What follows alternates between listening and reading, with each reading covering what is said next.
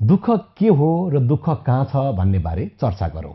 हेर्नुहोस्, दुःख एउटा बाटोमा हामीलाई कुरेर बसिरहेको छ। हामीले दुःखले कुरेको बाटोमा यात्रा गर्यौं भने हामीलाई दुःखले समात्छ र लगभग उम्कन दिँदैन। तर दुःखले कुरेको बाटोमा हामीले यात्रा गरेनौं र अरू नै कुनै बाटोमा यात्रा गर्यौं भने दुःखले हामीलाई भेट्दैन।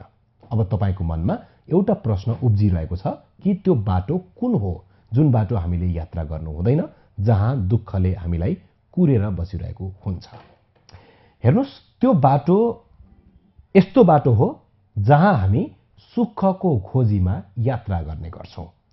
तपाईले सम्झनुहोस् त, यति मात्रै गर्न पाए मलाई सुख मिल्थ्यो भनेर तपाईले सुरुवात गरेको कर्ममा तपाईलाई आइपरेको दुःख, यति मात्रै कमाउनु पाए हुन्थ्यो भनेर गर्नुभएको तपाईको काममा तपाईलाई आइपरेको दुःख।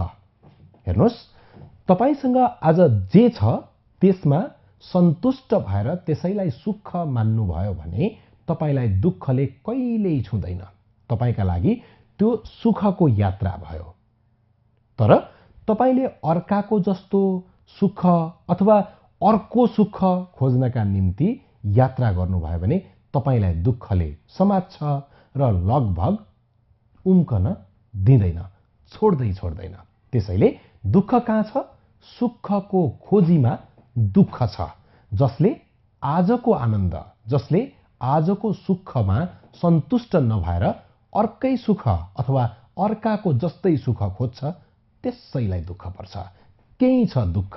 त्यसैले आफ्नो आनन्दमा, आफ्नो सुखमा सन्तुष्ट हुनुहोस्, अर्को सुखमा अथवा अर्काको जस्तो सुखमा होइन।